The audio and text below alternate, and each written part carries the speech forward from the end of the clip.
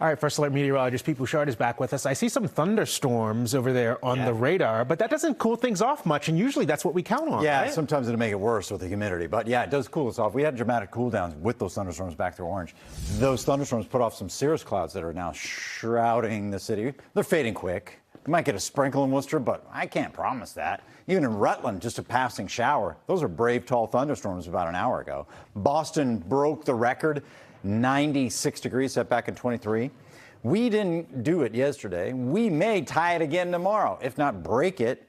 And then on Friday, it comes back down to reality, closer to the normal, which would be about 78 degrees these days. Another one, tomorrow's hot. You know that. The storm's possible tomorrow afternoon. Watch out. Some of these may be also tall and big and burly, and also put down some strong gusty winds or some hail, too. A little concerned about a severe batch of storms tomorrow after about 4 o'clock. Relief in sight by Friday. It arrives actually early Friday, and the temperatures drop through the afternoon instead of catapulting to 98 like they did today. Cambridge still 90 degrees. Same in Peabody, 89 right now in Needham, 82 in Randolph. Our temperatures are in the 80s down through Scituate and Duxbury. Salisbury, 87. Boy, the seacoast all through Portsmouth, back over towards Hampton and Rye, just frying today with temps in the mid-90s.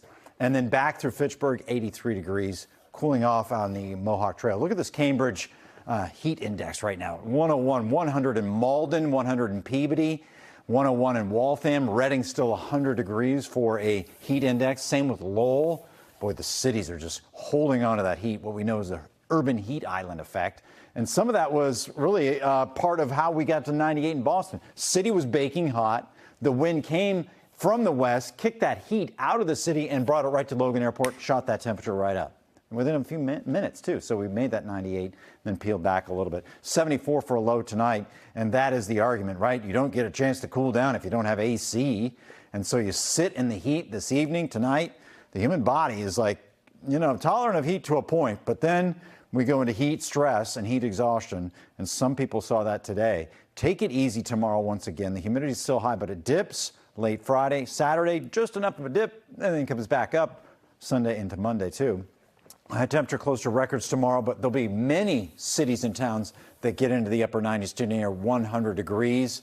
Part of this is, of course, the overnight low temperature being so warm. You get that nice start, or warm start, maybe not so nice, and then brings us up a little bit higher. This morning's low was around 70 degrees. Tomorrow, 75. Thunderstorms erupting southern New Hampshire. Then they press into the Commonwealth in the afternoon and into the evening. Some of these will go late into the night, too. Anything is fair game after about 4 or 5 o'clock tomorrow afternoon.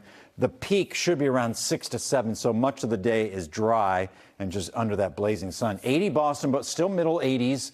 Lowell back through Attleboro and straight down through Framingham. We get the parade in. We maybe have just a brief sprinkle in the morning, and then it looks like a little bit of a break. Thunderstorms, they seem to be back through Worcester and also into western Mass on Friday, not necessarily right in the city or along the coastline, so that might be something that saves us from a wet day.